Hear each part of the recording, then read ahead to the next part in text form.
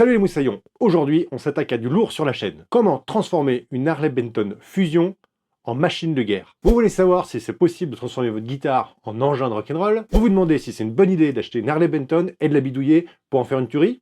Bah ça tombe bien. Dans cette vidéo, je vais vous montrer de l'unboxing, du test façon guitare tech, de la modification de l'électronique, de la planie et du réglage. Que vous soyez débutant ou pro, préparez-vous à prendre des notes, ça va être dense. Alors c'est parti pour booster votre Harley Benton à fond.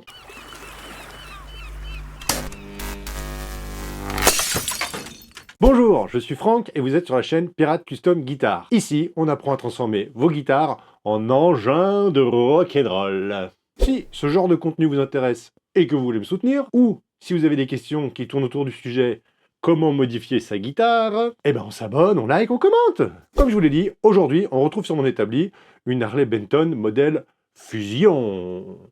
C'est Tony, un abonné désormais client, qui a décidé de me faire confiance. Il a sauté le pas, il s'est acheté 2 guitares, une Fusion et une CST 24T de chez nos amis de Thomann. Il les a faites livrer direct à l'atelier. Je ne vous montrerai que le pimp de la Fusion. Il joue du néo-classique, donc il lui faut une guitare taillée pour aller vite et bien. Je procède direct à l'unboxing de la mémère. Elle arrive dans un carton bien protégé. À quoi elle ressemble? Un vibrato... Ah, c'est mignon d'ailleurs, hein, de marque Wilkinson. Ensuite, qu'est-ce qu'on retrouve dessus? Un config double, simple, double, un switch 5 positions, un bouton de volume et un push-pull qui est fixé sur la tona. Sortie de jack à peu près standard. On voit qu'il y a une sorte de faux binding qui est fait. C'est plutôt assez bien réalisé pour la gamme, le prix de cette guitare. Ah, la petite molette de réglage façon Music Man.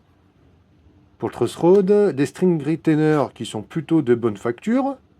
Le sillet est en os, il a l'air d'être en os, et plutôt de bonne facture. Alors qu'est-ce qu'il y a au dos? 4 férules et 4 vis, du classique. C'est bien plus joli qu'une plaque, hein. Le vernis est joli, moi je vois aucune imperfection, elle est plutôt bien faite.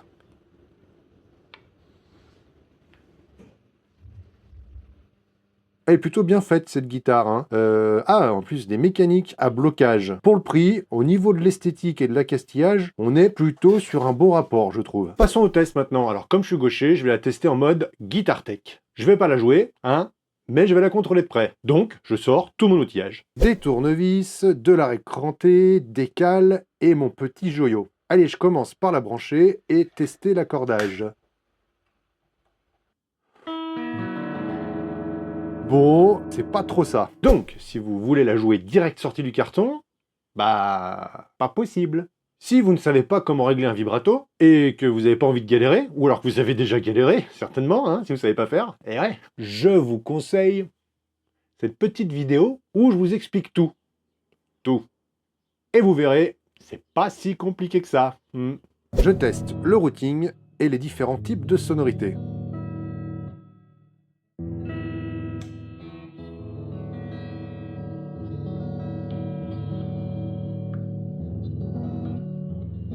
Je suis encore en train de tester le routing. Voilà, toutes les positions de micro. Je vérifie que les potards font leur travail sans crachoter. Et je check la hauteur des micros.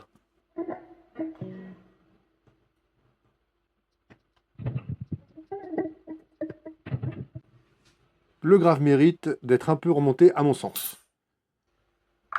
Maintenant, je prends une cale en acier et je tapote sur les plots des micros pour comprendre comment fonctionne le switch et le push-pull.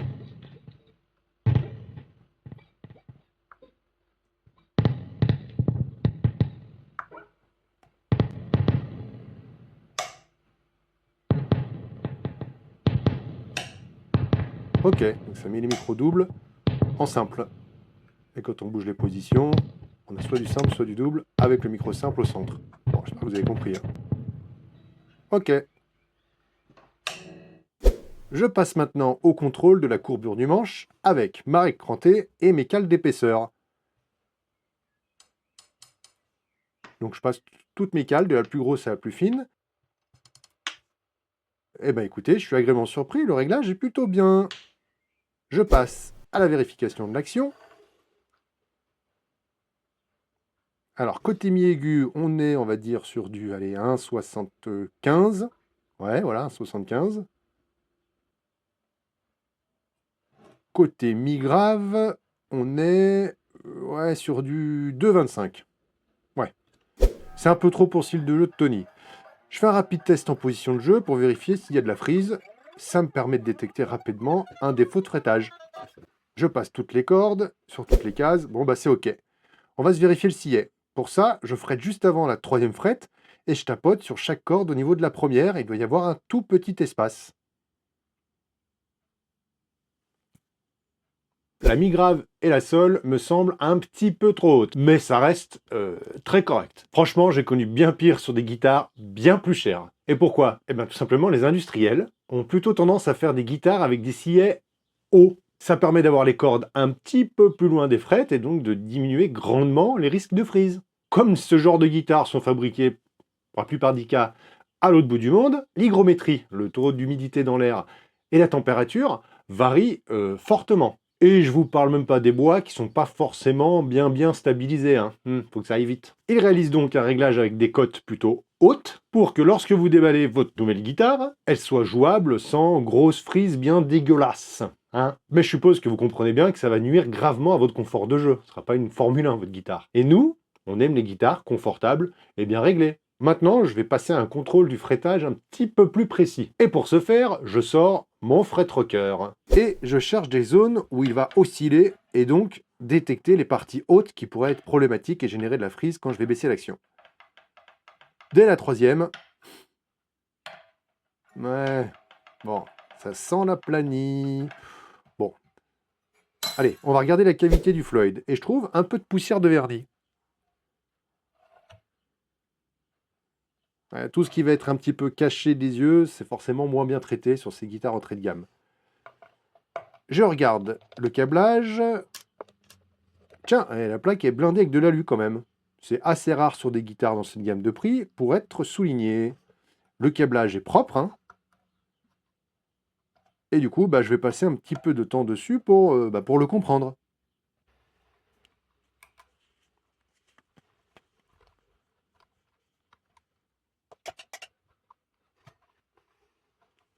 Ça, je vous conseille de le faire sur chacune de vos guitares. C'est un exercice très intéressant et c'est quand même très enrichissant de voir et de comprendre pourquoi et comment votre guitare est câblée. Vous saurez réellement ce qu'il y a sous le capot, si les soudures sont belles, s'il y a des composants et du fil de qualité. N'oubliez pas que l'électronique est trop souvent négligée et pourtant, c'est vraiment une part importante du résultat final de votre son. Allez, assez parlé, on va passer aux choses sérieuses maintenant. On va commencer à corriger tous les petits défauts qu'on a pu voir pour passer d'une guitare entrée de gamme très correcte à un super engin de rock'n'roll à faire du néoclassique. Je commence par faire péter les cordes d'origine qui sont jamais de bonne qualité.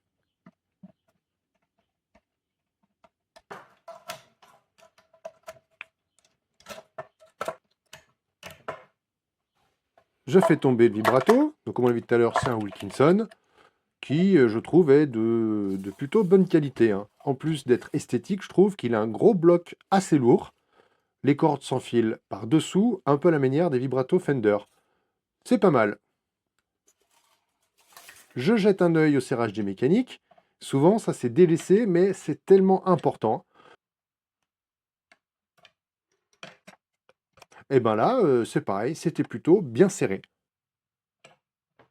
Vu que j'ai constaté au fretrocker que c'est pas tout à fait ça au niveau du fretage, et que je veux descendre l'action à son max, je décide de faire une planie. Pour cela, je dois mettre le manche bien à plat. Je sors donc la règle crantée, et c'est parti pour le réglage en jouant sur la roulette du truss rod.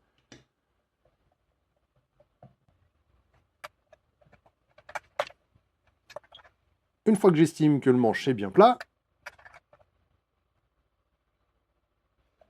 je contrôle le plan de fret avec ma règle plate. Ça arrive quelquefois que le plan de touche soit bien plat, mais que le plan de fret donne une autre lecture. Donc c'est important d'interpréter le résultat en fonction de ce que l'on souhaite faire comme réglage ou comme intervention. Ensuite, je protège la touche. Et ça, c'est vraiment fastidieux comme tâche. Mais avec le temps, j'ai trouvé que c'était plus pratique en commençant par une longue banque de scotch sur le côté, ce qui vous permettra, si vous restez bien jusqu'à plus tard dans la vidéo, de voir que ça fait gagner du temps au décollage. Ensuite, je sors mon meilleur prospectus et j'en profite pour protéger tout le corps de la guitare. Hein, un accident est vite arrivé. Et là, bah, c'est parti pour le scotchage de toute la touche. Donc là, je vais vous passer ça quand même en accéléré. Chacun sa méthode, chacun son petit truc. C'est long, mais c'est une étape quand même importante à faire si vous voulez pas avoir de petites surprises. Je passe le fret rocker pour identifier les zones qui sont hautes. Donc tout à l'heure, on a vu que ça oscillait au niveau de la troisième. On voit que ça bouge un petit peu. Donc, je mets un petit coup de marqueur, hop, et hop, sur les zones où ça bouge. Et là, bah, l'idée, c'est qu'on va passer tout le manche de cette façon.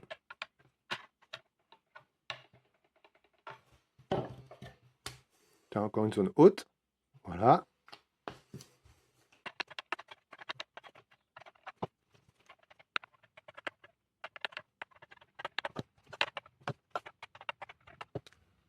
Bon, et ben voilà ce que ça donne. Les frettes ou les parties de frettes qui pourraient être problématiques sont colorées en noir. C'est pas autant dramatique que ce que j'avais trouvé sur ma CST 24T, mais il y a un peu de boulot quand même. Donc je reporte les points hauts sur le scotch et je repère la 12e case.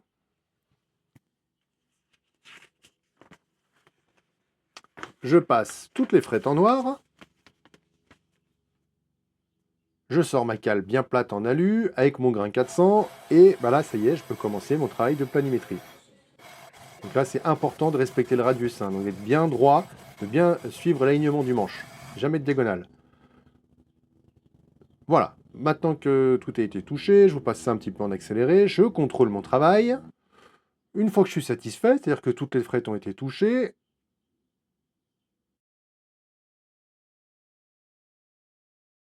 je sors ma super lime asymétrique de chez StewMac.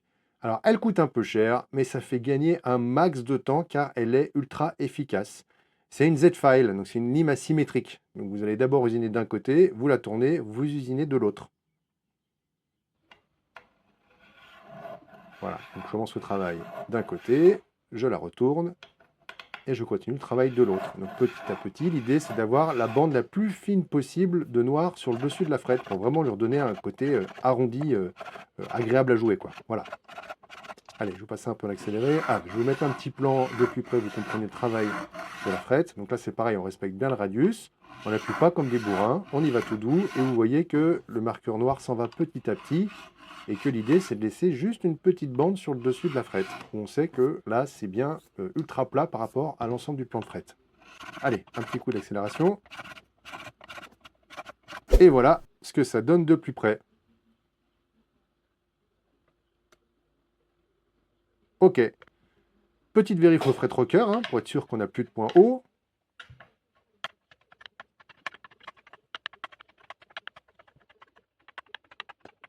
Ok, donc je suis content. C'est venu le moment de sortir la lime pour faire les bords de fret. Donc elle a la particularité d'avoir un bord lisse, donc non abrasif. Là, le but, c'est de casser les bords de fret qui viennent d'être retravaillés et qui sont, je dirais, un petit peu coupants. Là, c'est pareil, c'est assez fastidieux, hein. Fret par fret. Donc là, il y a 24 frets et il y a deux côtés, donc il faut faire travailler 48 bords de fret. Alors, je vous passe ça un petit peu en accéléré.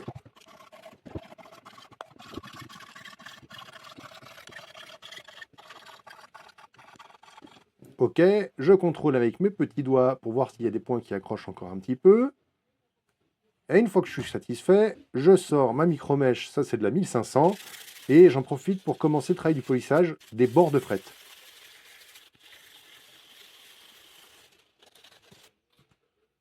Donc d'un côté comme de l'autre, toujours un petit coup de contrôle, on passe les doigts. Et une fois que ça c'est terminé, là je peux passer au polissage du dessus des frettes. Donc là encore une fois, je sors tous mes jeux de micro-mèche, hein, donc je commence avec du 800 et je vais monter jusqu'au grain 1500-2000 de mémoire. Ensuite, je mets un petit coup de paille de fer pour vraiment récupérer ce côté ultra brillant, ultra shiny des frettes qui sortent de l'usine. Alors comme je vous l'ai déjà dit, paille de fer, attention, beaucoup de poussière, ça fait pas du tout bon ménage ni avec les vernis ni avec l'électronique, donc coup d'aspirateur. J'enlève la protection, je peux redéballer la belle, et hop, je démasque la touche. Et là, je suppose que vous comprenez l'intérêt de ma bande de scotch sur le côté, sur toute la longueur. Hop là, vous voyez ça? Ça vient tout de suite d'un coup. C'est pareil, quitte à faire. C'est un truc de feignant, hein, mais bon, quitte à faire, ça mange pas de pain. Ça vaut le coup de le faire comme ça.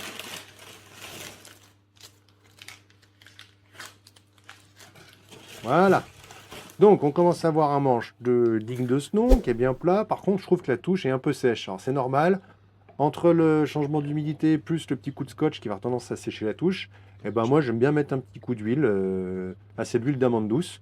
Voilà, je l'étale gentiment. C'est très agréable de faire ça sur le bois. On la laisse pénétrer. Moi, je fais ça entre 10 minutes, 20 minutes, hein, en fonction du temps que j'ai devant moi. Et ensuite, on sort un petit mouchoir qui n'est pas abrasif, tout gentil, et on enlève le surplus. Et regardez comme ça fait vraiment sortir cette touche qui est magnifique, qui a l'air d'être, je sais pas, du palissandre, du pau ferro. J'ai pas regardé les specs, j'avoue. Par contre, ça fait quand même super bien ressortir le bois, je trouve. Allez, maintenant on va passer à l'électronique et plus précisément au changement des micros d'origine.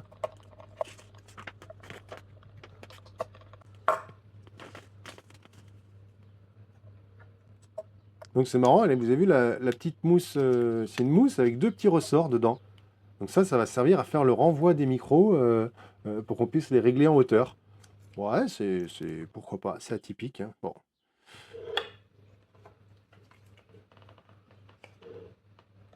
Alors là, bah, je repère mon micro aigu. Je mets un petit tour de bande de scotch. Voilà, pour pas me perdre. Moi, j'aime bien faire des repérages hein, de temps en temps. Voilà, je sais pas si ça me sera utile, mais... Alors, eh ben, tac, on va attaquer le décablage, hein. Donc là, c'est pareil, on y va tout doux. On essaie de laisser le faire le moins longtemps possible sur les composants, pour pas les cramer. Voilà, là, il me reste la masse générale où les trois micros sont reliés. Un petit coup de chaud dessus. Tac et tac, voilà, c'est tout bien parti, nickel. Et il faut que je décable le push-pull également, donc, ce qui fait que les bobines sont soit câblées vraiment en double bobinage, soit splittées, et du coup les doubles deviennent une sorte de simple bobinage. Pas tout à fait exact, mais c'est à peu près ça. Et voilà, maintenant je vais pouvoir finir d'enlever un petit peu tous les micros. Donc là, bah, pas compliqué, on dévisse tout, et les micros ils viennent, on détricote, détricoter. Voilà, le micro grave qui vient bien gentiment. Et puis, je vais pouvoir enlever le micro aigu. Avec le scotch, ça bloque un petit peu, il faut que j'enlève tous les autres câbles. J'en profite pour faire un petit plan sur les cavités. Elles ont l'air d'avoir été pseudo-blindées au graphite, mais à l'arrache, ça reste du Harley Benton, hein, ce qui ne se voit pas est moins bien traité que le reste. Les finitions sont top, mais par contre, dès qu'on creuse un petit peu, c'est vrai qu'on voit, bon, ça manque clairement de finition. Allez, petit coup d'aspirateur, on nettoie, on a tout ce qui peut traîner en poussière. Au niveau du son, mon client voulait gagner en précision, en niveau de sortie, en netteté. Donc, j'enlève les micros d'origine un petit peu cheap, faut le reconnaître, hein, bien que relativement correct pour le prix de la guitare, pour les remplacer par du Seymour Duncan.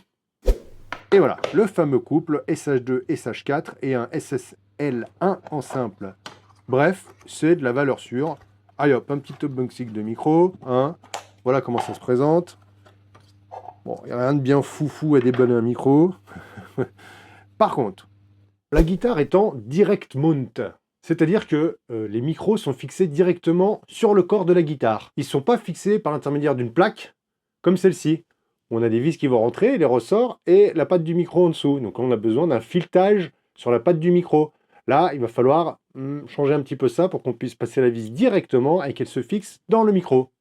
J'espère que vous avez compris, hein. Je vais refaire mon explication. Les vis qui fixent le micro, dans leur état actuel, en direct mount, ne passent pas dans les pattes qui sont prévues pour recevoir un montage sous cache, comme je vous ai montré tout à l'heure. Donc je vais devoir reprendre le perçage sur les micros et l'agrandir.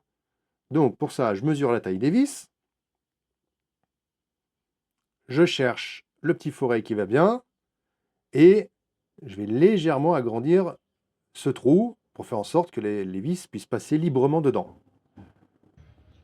On y va tout doux.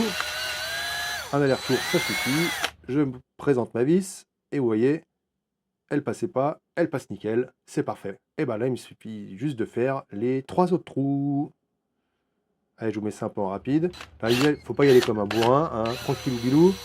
On rentre les vis. Voilà.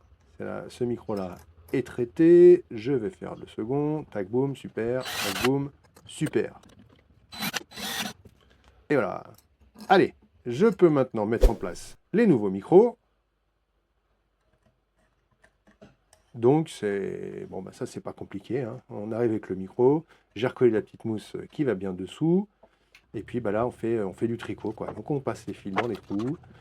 Et puis, bah, le tournevis. Et hop, on remonte les vis qui étaient d'origine. Comme ça, j'ai pas besoin de refaire des perçages ou quoi que ce soit. Et le micro se monte bien gentiment. Le micro simple maintenant. Donc, toujours du tricot. Hop là, c'est parti, on y va. La mousse, les vis, vous connaissez maintenant le principe.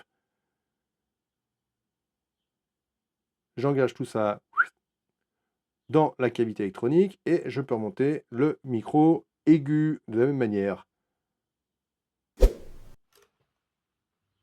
Allez, maintenant je peux passer à la soudure de ces micros. Donc j'ai gardé les composants qui globalement étaient quand même plutôt de bonne qualité, hein. Il faut que je prépare quand même les fils des micros. Donc pour ça, je récupère un petit peu de fil parce que les câbles étaient courts. Et puis on va les pré-étamer. La petite pince qui sert de troisième main. Ah oui, vu que les câbles sont regroupés deux par deux sur les Seymour Duncan, moi j'aime bien mettre un petit peu de gaine thermo, hop, et faire en sorte qu'ils soient bien liés l'un à l'autre. Ça évite les arrachages, ça fait plus propre. Et là, je peux étamer les fils.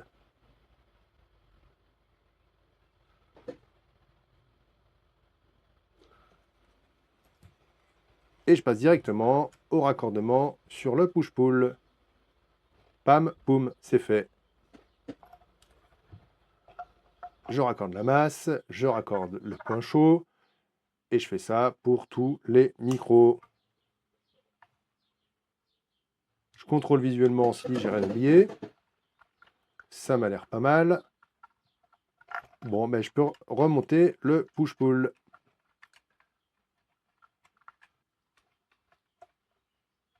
Ok.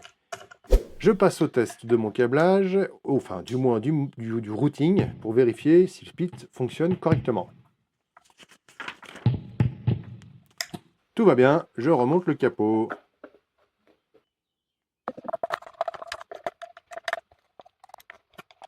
Avant de remonter le vibrato, personnellement, moi je trouve que les ressorts de maintien de vibrato peuvent être une cause un petit peu de résonance des fois. Je décide donc de les isoler des vibrations provoquées par le corps de la guitare. Pour ça, je réutilise la mousse qui est livrée avec les micros. Et ouais, on a une conscience écolo chez Pirate Custom Guitar. Je découpe un morceau à la taille de la cavité. Je remonte les vis qui tiennent le Floyd, hein. Voilà, enfin le Floyd, le vibrato. Je remets le vibrato bien en place. J'ai déjà préparé les nouvelles cordes. Je mets un petit coup de scotch juste pour dire de le bloquer, quoi, tant qu'il n'est pas fixé. Je retourne la guitare, je sors les ressorts et je vais les mettre dans le râtelier. Voilà. Bon, là, il faut avoir un peu des doigts de fée. Et je resserre un petit peu les vis, histoire de pré-contraindre le ressort avant de pouvoir commencer le remontage des cordes.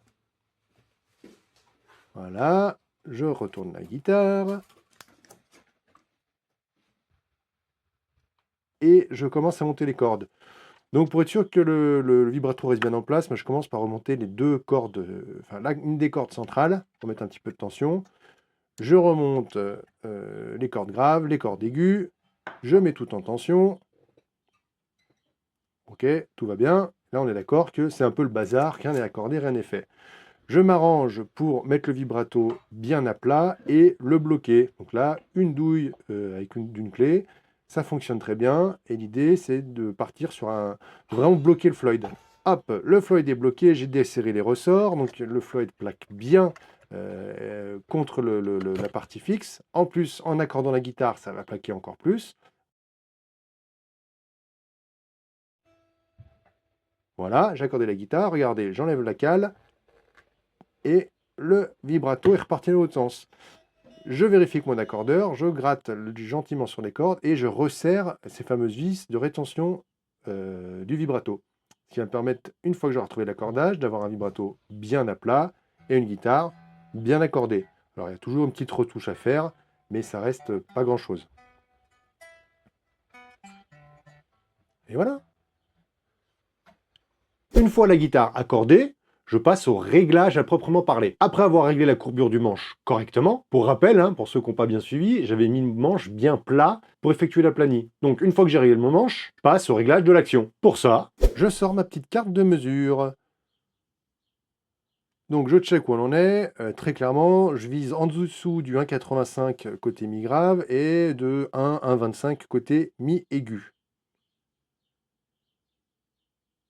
Ouais, ben voilà, on approche le bon résultat. 1,25, ouais, on y est, c'est bon. Bon, bah c'est cool, ça va faire une action assez basse, pas mal. Je règle l'intonation, bon, je ne montre pas tous les détails, grosso modo, on doit avoir les notes justes par rapport à la 12e case. Et ensuite, bah, je fais mon fameux test un petit peu en position de jeu pour vérifier qu'il n'y ait pas de freeze et que tout fonctionne bien. Et ben voilà, c'est pas mal. Je passe au réglage de la hauteur des nouveaux micros. Donc si vous souhaitez des détails à ce sujet, hein, allez voir ma vidéo qui s'appelle Le secret des micro-guitares. Voilà, ça vous donnera un peu des indications pour pouvoir régler vos guitares au mieux.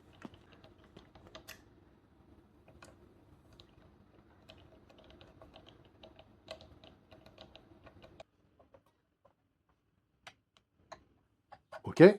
Petit test dans l'ampli pour vérifier que le son est bien équilibré.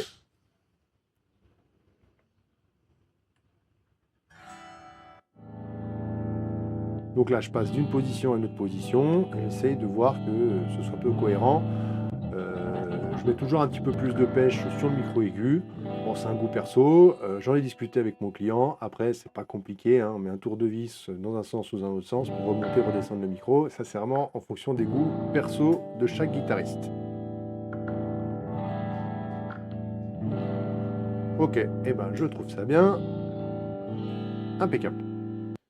C'est le moment de remonter la plaque du vibrato. Et oups, je l'ai montée à l'envers. Super. Tac, tac, tac.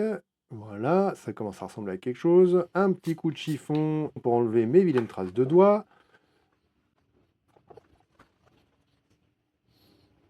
Je fais aussi l'avant tant qu'on y est. Hein.